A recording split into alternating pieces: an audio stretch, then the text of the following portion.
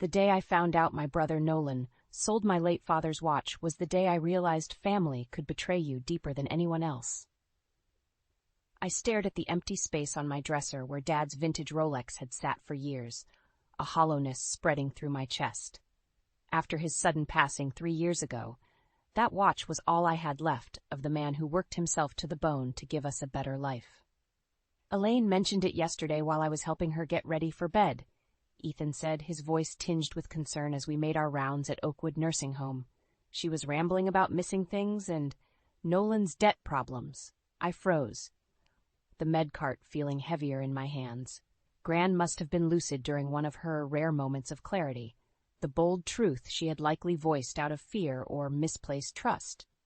That swindling, ungrateful leech, I growled, my fingers tightening around the cart handle. Ethan put a calming hand on my arm. Breathe, Callie. We don't know anything for sure yet. He was right, as usual. I forced air into my lungs, fuming at Nolan's latest depths, while reminding myself never to underestimate my grandmother's mind, despite her frailty. After our shift ended, I drove straight to the small home Gran and I shared, praying her thoughts were just confused ramblings. But when I opened her bedroom door, the empty space on her dresser where Dad's watch had sat firmly cemented my fears. Gran? I said softly, taking a seat by her bed. Her eyes fluttered open, clouded by age and memory loss. Where is my son's watch? She asked, her voice a heartbroken whisper. White-hot anger blazed through me. Nolan took it, didn't he? He had been stopping by more frequently, no doubt preying on Gran's fading lucidity. She nodded, fresh tears sliding down her papery cheeks. I thought he just wanted to wind it, but he never brought it back. The hurt in her eyes pierced me deeper than any knife could. Nolan's selfish greed had finally hit unforgivable depths by robbing his own grandmother, my dearest Gran, who had lost so much already. I pulled her bony hand into mine, using my other to wipe away her tears. It's okay, I'm here. We'll get it back. How, I didn't know, but I would move heaven and earth to make this right. Dad's watch wasn't about money, it was about preserving the few beautiful fragments we had left of him. Over the years, Nolan's chronic underachievement, debts, and swindling behavior had slowly alienated him from our fragmented family. But this was unforgivable. As the rage coursed through me, a seething promise burned in my heart. One way or another, I would make him pay for what he had taken from us. Nobody threatened what little family I had left without severe consequences. Not even my own brother. I should have seen the signs earlier, the little clues that exposed Nolan's latest betrayal. Like the new car he had no business buying or the designer clothes he suddenly started wearing.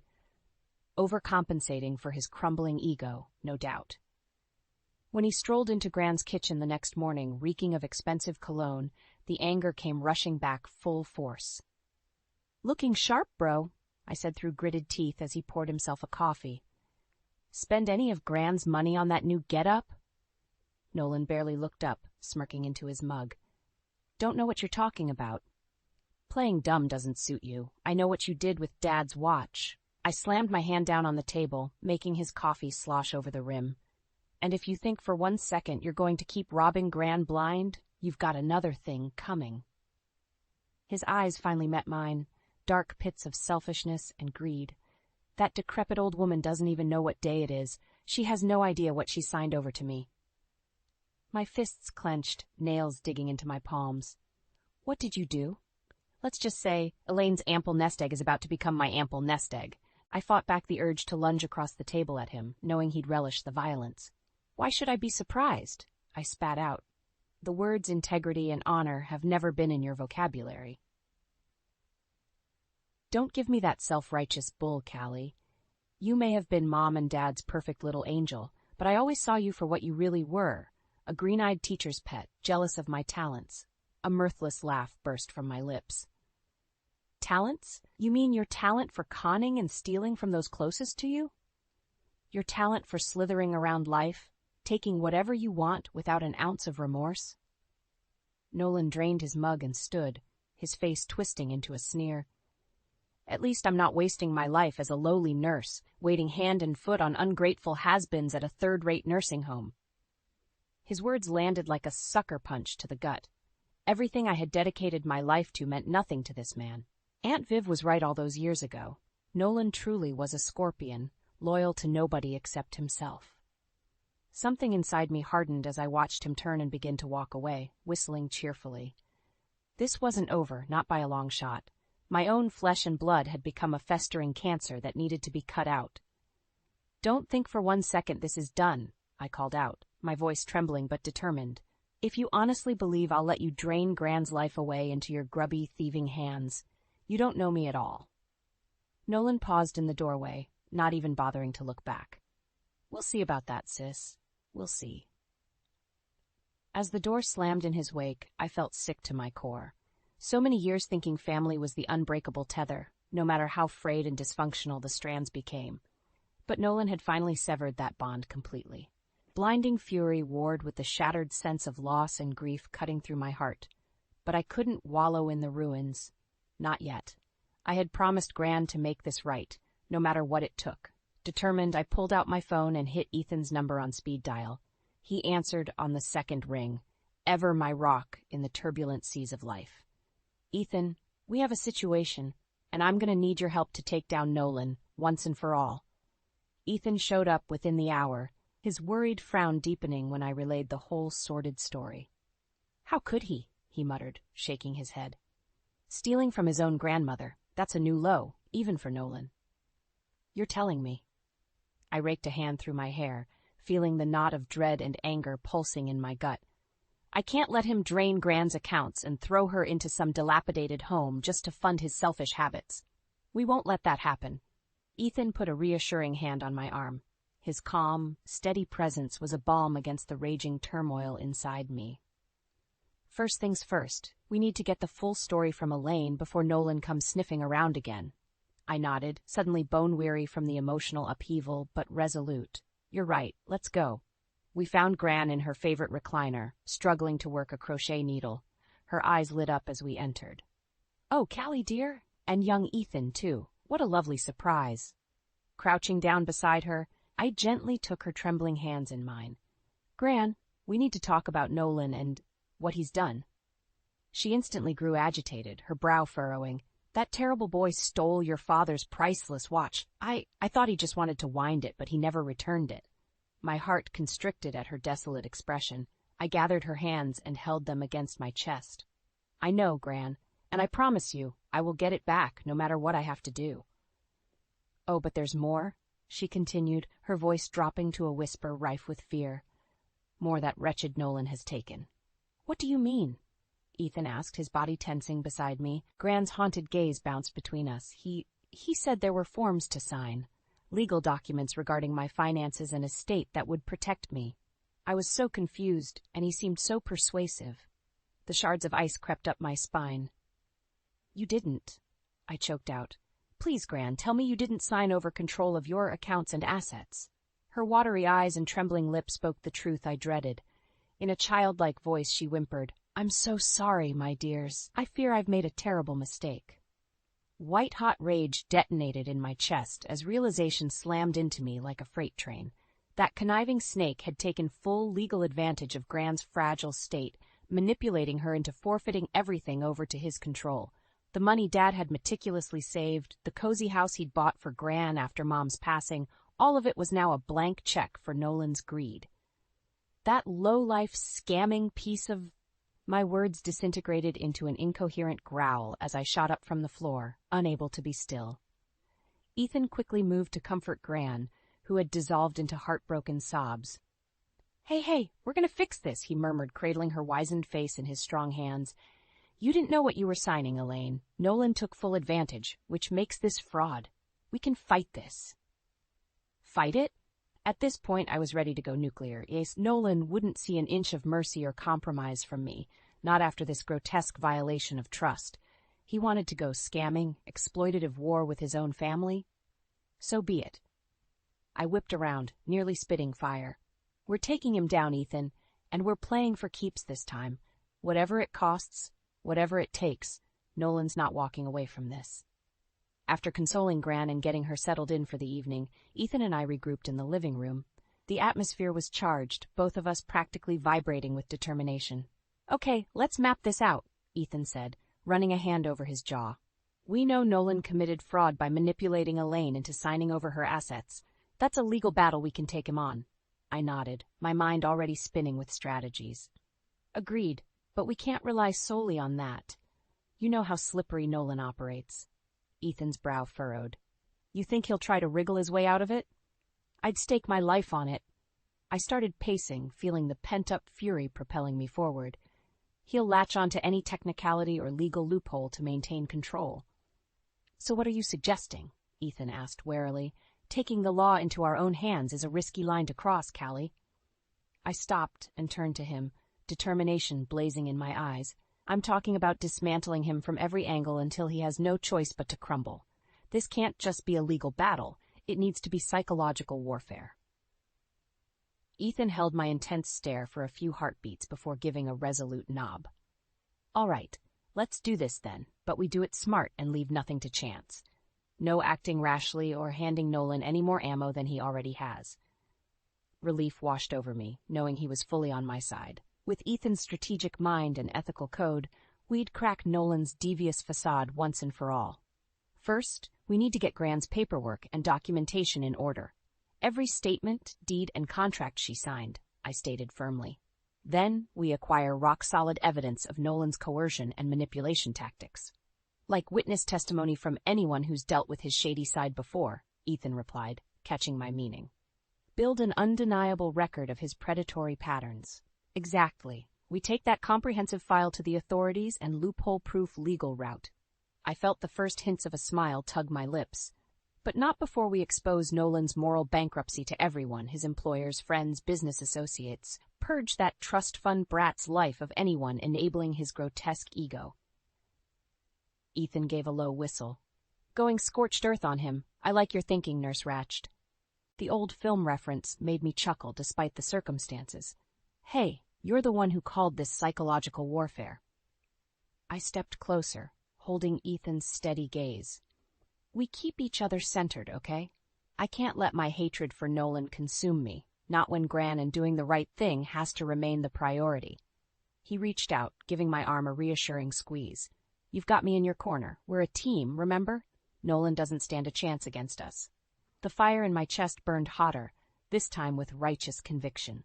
Together, Ethan and I began mapping out our multi-pronged attack, letting the adrenaline of combat mode take over. No matter how low Nolan stooped, we would be there to sever his sleazy tentacles and reclaim what he stole. His refusal to treat family as anything more than knowable pawns disgusted me. But that was about to change in a permanent, brutal way. Nolan was finally going to learn just how frightening a protective force I could be when my loved ones were threatened. The old saying had never rung more true. You don't bite the hand that feeds you. Well, Nolan had gnawed that hand to the bone, and this time he would be the one getting mauled.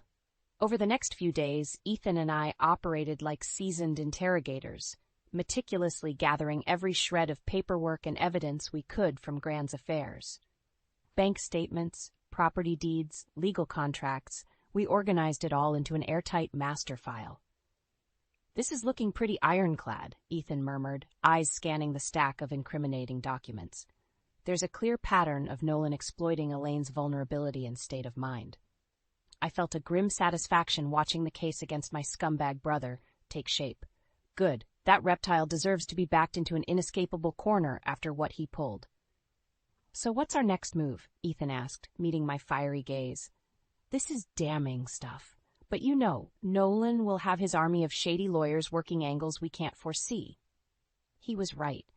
My brother's penchant for wriggling out of responsibility was unparalleled. Simply lawyering up and playing defense wouldn't be enough to dismantle him completely. We need to go broader than just the legal route, I stated, feeling the ruthless determination solidifying my resolve. If we want to strip Nolan of all his slimy resources, exposing his moral bankruptcy to everyone he knows is crucial. Realization dawned on Ethan's face. Take out his support system, cut off his finances, and clout. Precisely. I began pacing, letting the strategy unfurl. We joined the fight on two fronts. Hit him with an unshakable legal case from one side, while dismantling his image and alienating all his enablers on the other. Ethan nodded thoughtfully. We put his exploitative behavior on blast to all his colleagues, employers, business associates.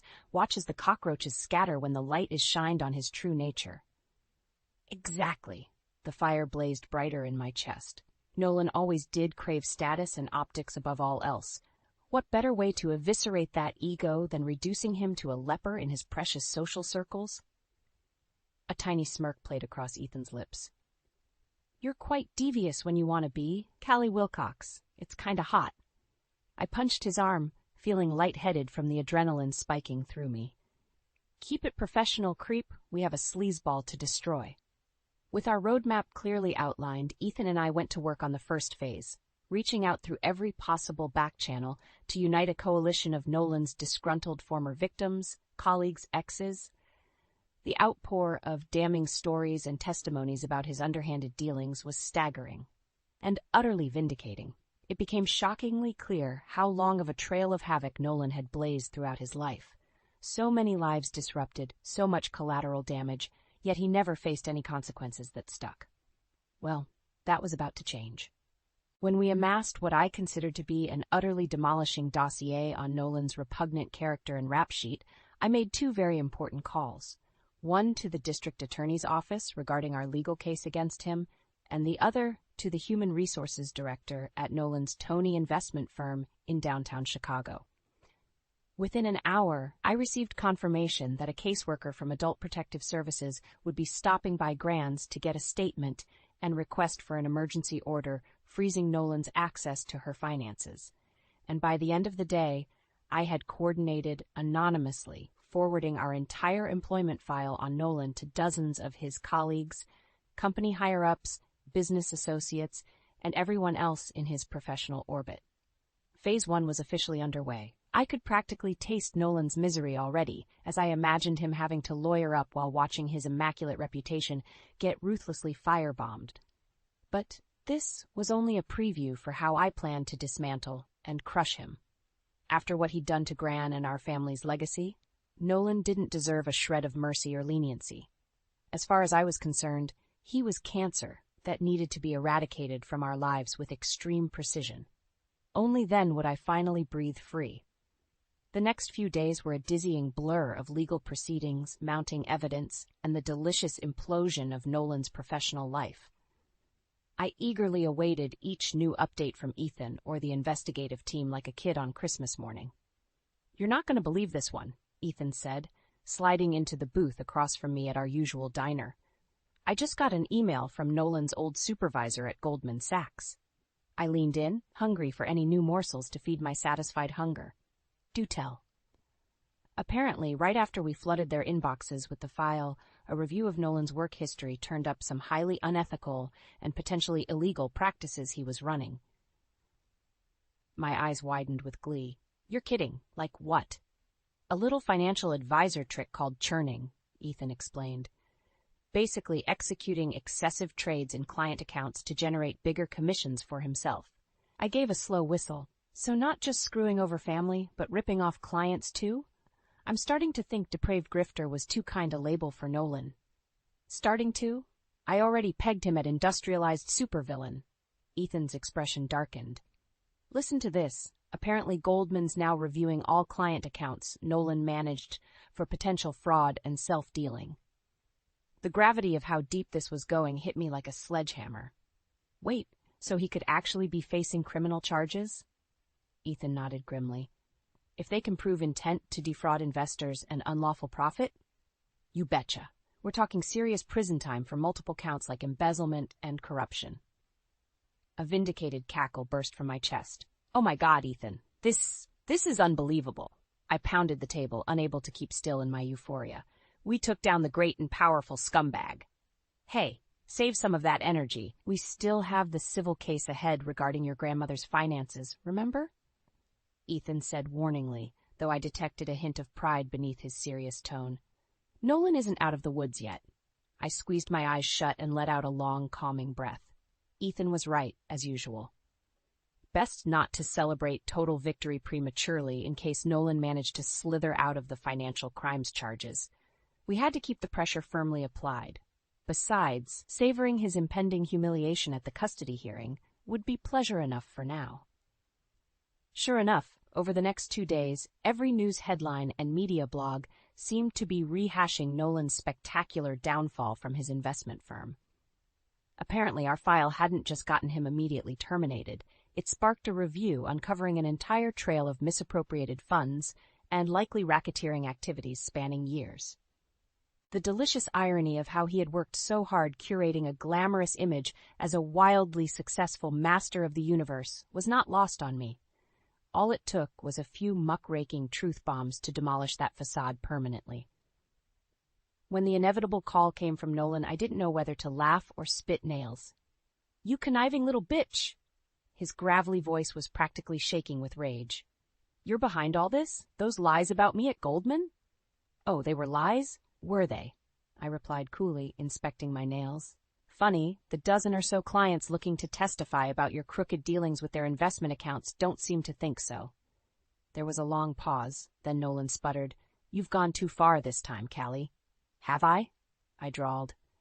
"Way I see it, you never should have messed with family. Betraying Gran's trust and pillaging her estate to fund your greed? You got exactly what you deserved, bro." A humorless chuckle crackled through the line. "You arrogant son of a—" Static burst through the phone. He'd hung up. I didn't care. My point had been made loud and clear. The first bomb in my multi-pronged takedown of Nolan had landed right on target, completely destabilizing and disgracing him in his professional realm. All that remained was shattering him in the place it would hurt most, our family's world. As I felt the ruthless vindication course through me, I sensed Nolan's desperation rising in tandem with each rung of status and reputation he lost, which meant he was about to get very dangerous, very soon. Fortunately, I relished the thought of reducing him to a feral, snarling animal backed into a corner. It was time for round 2. The day of the custody hearing, Nolan arrived like a menacing storm cloud, trailed by not one but 3 high-priced shark lawyers. His eyes locked on me with a look that could incinerate as I took my seat beside Gran. "Don't worry, we've got this," Ethan murmured, giving my hand a reassuring squeeze. I managed a tight nod, anger and determination thrumming through me. This wouldn't be like all the other times Nolan slithered his way out of consequences. Not today. As the proceedings began, I could feel Nolan's seething glares burning holes through me. His lawyer, a sleek viper in Armani, struck first. "Your Honor, my client is the legal holder of Miss Elaine Wilcox's power of attorney and healthcare directive," he stated, placing a small mountain of papers on the bench. "All decisions regarding her care and finances are well within his purview as designated agent." My own lawyer, a young spitfire named Jamie, immediately pounced. "Those documents were acquired through coercion and undue influence while Miss Wilcox was in a compromised mental state. We have sworn testimonies and records indicating a clear pattern of exploitation by Mr. Nolan Wilcox over an elderly family member he should have been protecting." She turned and nodded to me. "Here we go." I stood and locked eyes with the judge, a no-nonsense woman in her 60s. "Your Honor, my brother's relentless pursuit of personal gain came at the expense..."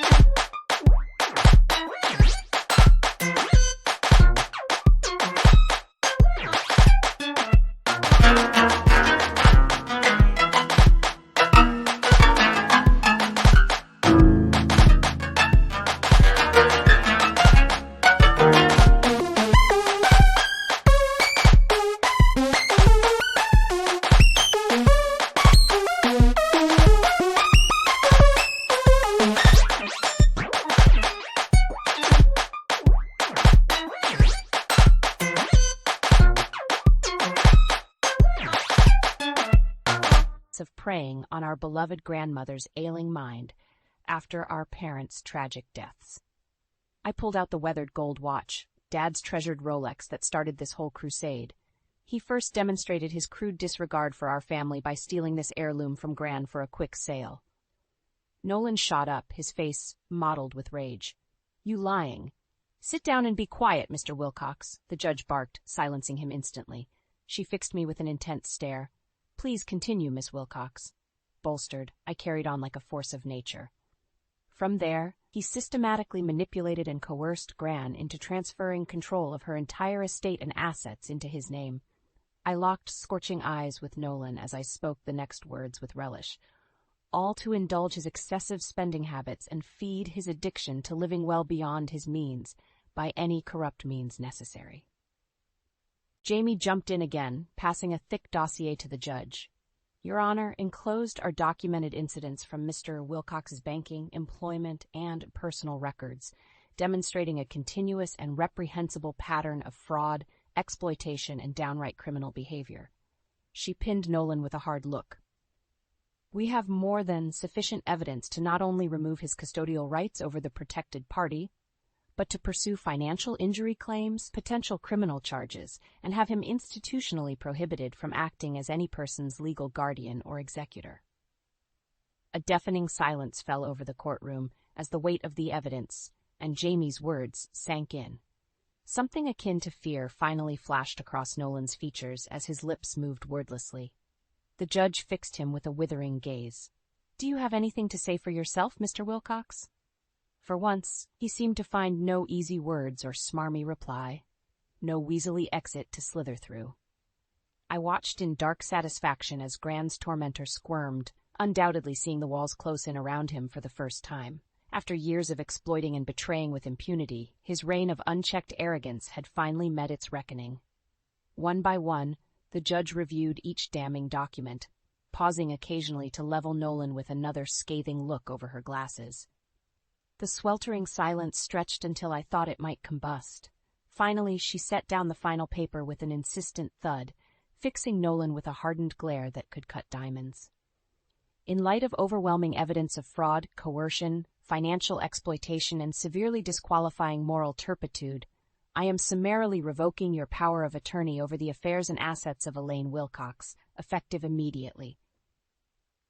My heart soared as the judge continued, her words clanging like iron against Nolan's depleted defenses. "Custodial authority over Miss Wilcox's financial estate and personal care is hereby awarded to Callie Wilcox, her granddaughter. This court will also be entering Mr. Nolan Wilcox into the state's registry, prohibiting him from ever serving as a legal guardian, executor, or holding disbursement rights over any protected person's finances or property." She let that devastating ruling sink in for a few agonizing moments before delivering the coup de grace. "Furthermore, I am referring the extensive evidence presented here today to the District Attorney's Office to be reviewed for potential criminal charges related to fraud, embezzlement, and financial mistreatment of an elderly person." The world seemed to stop as Nolan's face drained of what little color remained. I squeezed Gran's hand fiercely as we watched the karmic anvil obliterate the last of his defenses. At long last, the nightmare was over, and the devil had finally gotten his due. In the days following the custody ruling, it was like a dense cloud of dread had been lifted from Gran's little home. As I moved her belongings and oversaw her transfer to Oakwood, under my sole authority now, there was a long-absent sense of lightness in the air. "I can't tell you how good it feels to have that cancerous influence finally excised," Gran said warmly, as I fluffed her pillows in the lovely private suite I had secured. "Nolan always did live a life of karmic debt. I suppose it finally came due." I felt a pang thinking about how his toxic depravity had tainted so many chapters of our family's story. But not anymore. "Well, his debt to us has officially been settled," I stated with finality. "Ethan showed me the latest court documents. They're hitting Nolan with a laundry list of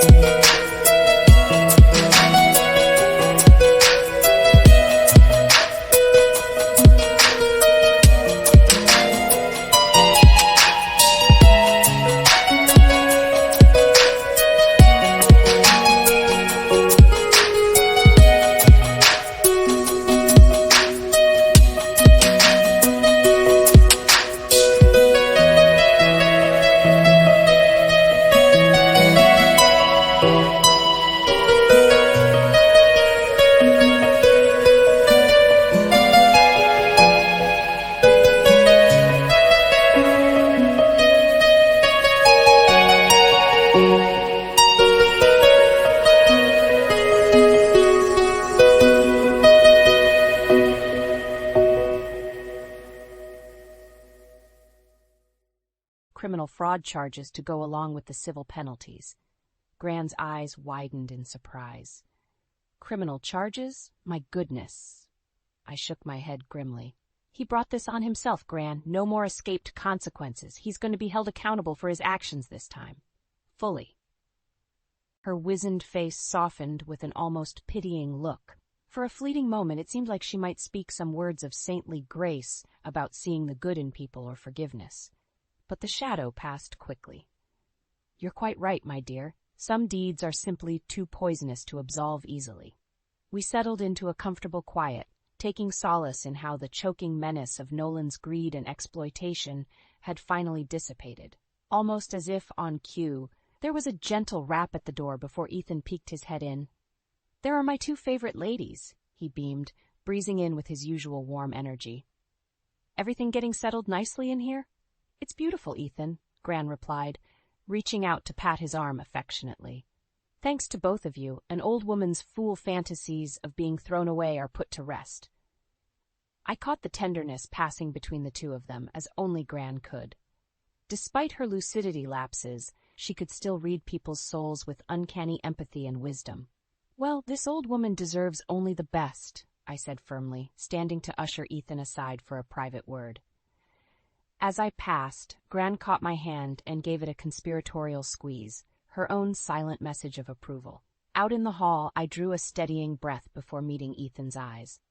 I can't even begin to thank you for everything, really, for being by my side through this whole insane saga. He cut me off by cupping my face in his strong hands, his touch sending an electric current through me. You don't need to thank me, Callie. Being your partner in that war zone was the easiest decision I've ever made. The devotion in his eyes ignited fireworks in my chest. We had been tiptoeing around the depth of our connection for so long, the unspoken bond growing stronger, even as we pretended it was simply best friendship. But nothing felt unspoken now. Not after the trial by fire we had endured together against Nolan's toxicity. In this moment, I was acutely aware of how everything had changed between us in the most visceral yet exquisite way. I slid my palms up the crisp cotton of Ethan's shirt, closing the last few inches between us. You were the only light in that darkness for me, I murmured, searching his soulful eyes. I couldn't have survived it alone. His hands slipped lower, settling on the curve of my waist as he drew me flush against him. The simmering promise in his touch made me shiver. Then I guess we're in this together from here on out, he replied in a low rumble. If you'll have me, that is. I melted into his embrace, bringing our lips infinitesimally closer as a radiant smile broke across my face. No other way I'd have it. As our mouths finally fused in a searing, passionate exchange, I felt the last vestiges of Nolan's toxic stranglehold evaporate. In its place blossomed new life, new light, new love, the brilliant possibilities extending into our future. All the turmoil and angst had been faced and conquered. Out of the ashes rose the indomitable hope of new beginnings, and a family's legacy finally restored.